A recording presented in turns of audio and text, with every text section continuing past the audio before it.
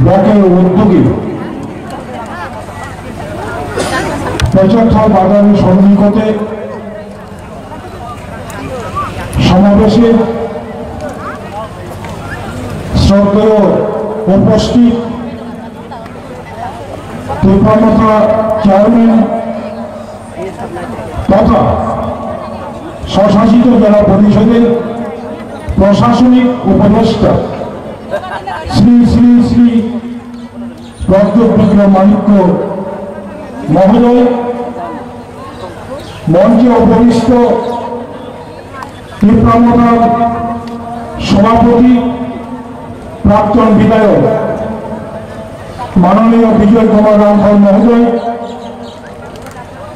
মঞ্চে উপবিষ্ট স্বশাসিত জেলা পরিষদের উপ মুখ্য কার্যনির্বাহী সদস্য অনিমেষ দেববর্মা, কার্যকরী সদস্য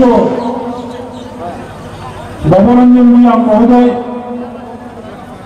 জেলা পরিষদের সদস্যদ্বয় যথাক্রমে ধীরেন্দ্র দেববর্মা এবং বিদ্যুৎ দেববর্মা, মঞ্চে উপবিষ্ট রয়েছেন রিয়াং সমাজের বিভিন্ন কর্তা, আমাদের চাকমা সমাজের কারবারি বৃন্দ, জাতীয়তাবাদী আন্দোলনের অন্যতম বিভিন্ন সদী নাগরিক বৃন্দ নেতৃত্ব। বিশেষ করে আমার নজরে এসেছে 1983 সালে এই পেচারথাল বিধানসভা কেন্দ্র থেকে তৎকালীন ত্রিপুরা রাজ্যের একমাত্র আঞ্চলিক দল ত্রিপুরা উপজাতি যুব সমিতির মনোনীত প্রার্থী মাননীয় টেমিয়া দেওয়ান এবং উপস্থিত অত্র সমাবেশে বিভিন্ন এলাকা থেকে আগত ধর্মীয় সংখ্যালঘু মুসলিম ভাই বোন থেকে শুরু করে রাজ্যের ভূমিপুত্র 20 দফা জনজাতিদের বিভিন্ন অংশের দাল্লম বলুন, রামখল বলুন, রিয়ান বলুন, উচুই বলুন, কলই বলুন, চাকমা বলুন, বিভিন্ন উপগোষ্ঠী উপস্থিত আমাদের সংগ্রামী যোদ্ধা, রাজ্য আরক্ষা দপ্তরের অফিসার সহ বিভিন্ন কর্মীবৃন্দ, আমার মিডিয়া ফ্রেন্ডস, আপনাদেরকে সকলকে আন্তরিক প্রীতি শুভেচ্ছা এবং ভালোবাসা জানিয়ে আমি আমার আলোচনা দীর্ঘায়িত করব না, শুধু 2-4টি কথা বলতে চাই। সেটা হচ্ছে, আমরা অতীতে অনেক দেখেছি যেই মাত্র এই রাজ্যের ভূমিপুত্র জনজাতিরা তাদের অধিকারের লড়াই, তাদের অস্তিত্বের লড়াই যখন আমরা ঐক্যবদ্ধ হই, যখন আমরা শান্তিপ্রিয়ভাবে গণতান্ত্রিক কায়দায় আমরা আমাদের আন্দোলন সংগঠিত করে রাজ্য এবং কেন্দ্রীয় সরকারের নজরে পুষিতে পারি, ঠিক তখনই একটা মহল, এই রাজ্যের সংখ্যাগরিষ্ঠ মানুষ, বিশেষ করে জাতীয় দলের বিভিন্ন রাজনৈতিক নেতারা আমাদের রাজ্যের ভূমিপুত্র জনজাতিদের ঐক্য আন্দোলন, তাদের সম্মিলিত গণতান্ত্রিক আন্দোলন তারা কোনোদিন পছন্দ করেনি। যেই মাত্র 1 বছর আমাদের এই রাজ্যে ভূভাগরা মহারাজার নেতৃত্বে আমাদের যে আন্দোলন, এই আন্দোলনকে দেখে আজ ত্রিপুরা রাজ্যের বিভিন্ন রাজনীতি দল তাদের মাথা ব্যথার কারণ হয়ে দাঁড়িয়েছে। আমরা দেখি আমাদের এই আন্দোলন নাকি বিভেদকামী আন্দোলন, আমাদের এই লড়াই নাকি বিচ্ছিন্নতাবাদী লড়াই, আমাদের এই পৃথক রাজ্যের দাবিতে এই আন্দোলন নাকি আমরা রাজ্যে অশান্তি সৃষ্টি করতে চাইছি। এটা কোনো সময় হতে পারে না। বিভিন্ন রাজনীতি দল আমাদের এই লড়াইকে, আমাদের এই আন্দোলনকে আমাদের সাংবিধানিক দাবি আদায়ের লড়াইকে যাতে সফল হতে না পারে, আমাদের আন্দোলনকে দুর্বল করার উদ্দেশ্যে আমাদেরকে বিচ্ছিন্ন করে, আমাদের মধ্যে বিভেদ তৈরি করে একটা অংশ বিভিন্ন কায়দায় সমগ্র রাজ্যের প্রচার অভিযান চালাচ্ছে। আমাদের সাবধানতা থাকতে হবে। আপনাদের সামনে আমাদের আজকে মূল বক্তা, প্রধান অতিথি মহারাজা বুবাকরা আমাদের মঞ্চে রয়েছেন। আমি শুধু দুই চারটে কথা বলবো।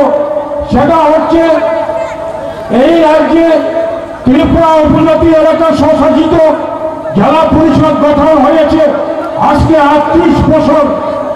38 বছরের পরও বহুদিনের দীর্ঘদিনের যে দাবি, যে আন্দোলন, ত্রিপুরা রাজ্য চাকমা সমাজ কমিটির যে একটা দাবি হচ্ছে, চাকমা নিজস্ব হর্ফ রয়েছে, চাকমা হর্ফে ত্রিপুরা রাজ্যে আমাদের শিশুদের শিক্ষা লাভ করছে, কিন্তু চাকমা কাস্টমারি লোক এখনো বামফ্রন্ট সরকার অথবা তৎকালীন সরকার স্বশাসিত জেলা পরিষদ কর্তৃক আপনাদের চাকমা সামাজিক আইনকে চাকমা কাস্টমারি লোকে জেলা পরিষদ প্রশাসন, তৎকালীন প্রশাসন সেটাকে অনুমোদন দেওয়ার তারা প্রয়োজন অনুভব করেনি। আমরা এডিসি প্রশাসনে 1 বছর হয়েছে ক্ষমতায় এসেছিলাম।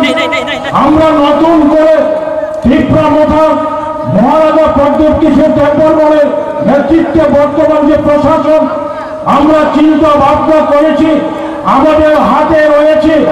আমরা অবিলম্বে দীর্ঘদিনের দাবি চাকমা কাস্টমারি লোকে জেলা পরিষদের অধিবেশন থেকে সর্বসম্মতিক্রমে আপনাদের কাস্টমারি লোকে জেলা পরিষদ প্রশাসন থেকে অনুমোদন দেওয়া আমরা সম্মতি জ্ঞাপন করব।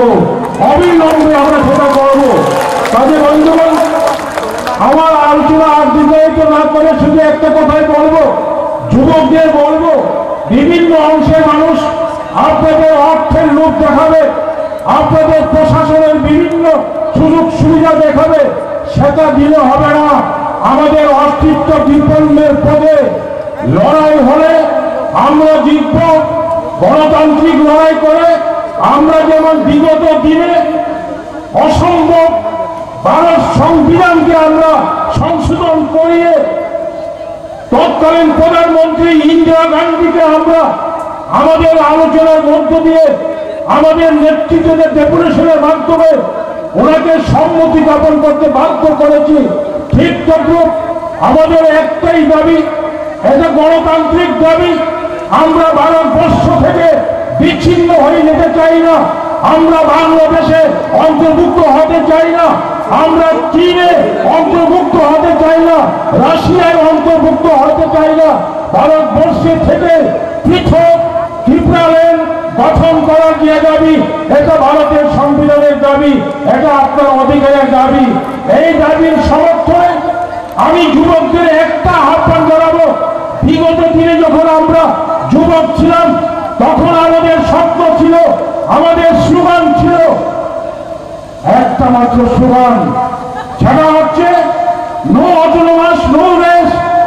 এখন আমি যুবকদের আহ্বান জানাবো, আপনাদের একটাই স্লোগান হওয়া উচিত, ছাত্র যুবকদের, যতক্ষণ না পর্যন্ত গ্রেটার ত্রিপুরাল্যান্ড বাস্তবায়ন না হচ্ছে ততক্ষণ যুবকরা no greater Tripuraland no race এই স্লোগান দিয়ে লড়াই করলে, লড়াই করে বাঁচতে হবে, লড়াই করে আমাদের ন্যায্য দাবি, আমাদের অধিকার আদায় করতে হবে, তারপরে আমরা সফল হব।